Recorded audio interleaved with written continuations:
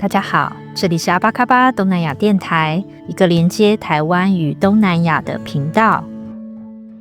这个国家被称为下一个亚洲之虎，是东南亚成长最快的经济体之一。它的人均 GDP 从1986年低于700美元，到2024年跃升为4700美元。它的高度人口红利受到各国重视。2024年外国直接投资达到253.5亿美元，而这个国家便是今年9月2日迎来建国80年的越南。我是驻点在美国的台湾编辑向元，目前是关键评论网东南亚组资深编辑。在这支影片中，我们将回顾在2020年新冠肺炎疫情爆发后，越南是如何因着中美贸易战而成为全球供应链的关键角色。而在世界银行预估越南今明2年的经济成长率可望接近 6.5%， 领导人物又是如何顺势推动政治与经济政策，极具野心的要将越南推向亚洲之虎的位置。在正片开始之前，先别忘了帮我们的频道按赞、订阅并开启小铃铛哦。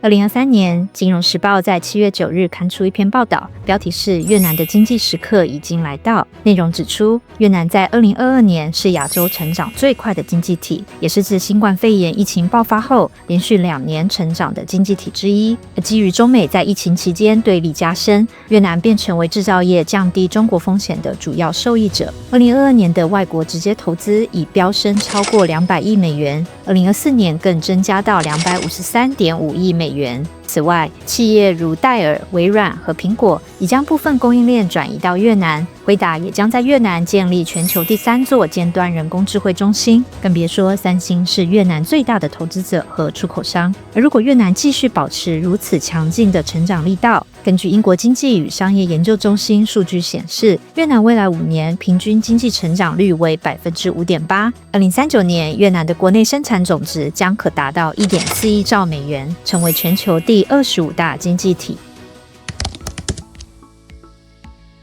虽然近年来越南的经济成长有目共睹，2023年至2024年却有多次政治动荡。2023年1月，阮春福因多名官员违规与失职而辞去国家主席位置，接任的吴文赏又因违反党员规定而在2024年3月请辞。1个月后，国会主席王庭惠也辞职获准，悬而未决的国家主席和国会主席空缺，在5月分别由苏林和陈清敏接任。同年8月，苏林在阮富仲过世后补选成为越共总书记。10月，越南国会又选出梁强担任新任国家主席。所谓的越南4驾马车，总书记、国家主席、总理、国会主席这才正式归位。对于这场政治动荡，美国之音评论指出，越南政坛的这场变动反映了反贪腐运动的广度与深度。不过如今越南已是东南亚举足轻重的制造业中心，若政治环境不够稳定，都有可能伤害投资人的信心和越南的对外贸易关系。接任总书记位置的苏林，在2024年底宣布越南国家崛起的时代到来。而苏林的这番宣告，也在一系列改革中逐步实践。今年5月，越南共产党第68号决议发布，内容指出，私营企业将指定为推动越南经济发展的最重要力量，目标是在2045年让私人企业增加至300万家，到2030年则要培育20家具有全球竞争力的越南企业。苏林也批准多项重大基础设施，包括越南首批核电厂和一条通往中国的铁路线。此外，政府也将胡志明市和岘港定位为未来的全球金融中心，还设定2025年的 GDP 成长至少要达到 8% 的目标。在精简革命方面，越南在今年7月将原有的63个省市正式合并成34个，并裁撤约10万名公务人员。而在减少公务员薪资支出后，政府也将有更多资源投入国家发展，并把教育视为优先政策。特别在国外科技公司纷纷在越南设厂投资的背景下，越南政府和大学正努力将国家打造为全球半导体供应链的关键参与者。由于越南半导体产业预计在未来5年将面临2万名人才短缺，许多大专院校因而积极招生，每年有超过5万7千名理工毕业生的越南，虽然已是全球理工毕业生最多的国家之一，但未来对科技人才的需求只会持续增加。这样的趋势也反映出过去被视为传统制造业据点的越南，现在已在全球供应链中快速转型，想以晶片作为国家发展计划的核心。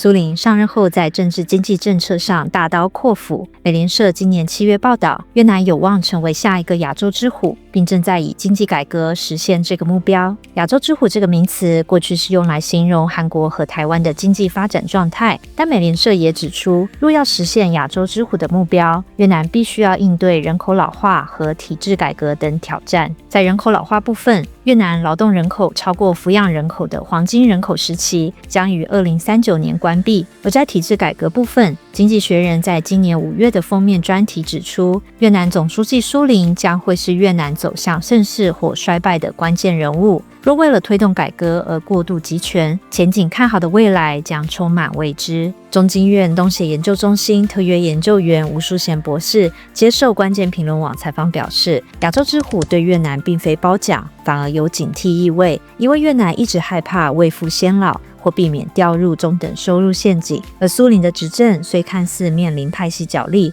但多数政策专家都预估苏林将顺利连任。至于苏林会选择传统的权力集中或新式的创新管理，吴淑贤认为，赋能私人企业、知识分子和技术官僚，如果做得好，越南的发展路径或许能取得新的突破，并成为新的亚洲之虎。但关键还是在于领导人是否准备好做出真正的改变。吴淑贤表示，纵观越南的历代领导人，一位富有远见且懂得如何与时代精神互动来激发民意支持的领导人，似乎还在期待之中。究竟越南会如政策方向走向国家的光辉时刻，还是会受到政治的不确定因素影响？站在国家发展的十字路口，越南将如何做出选择？就让我们继续关注下去。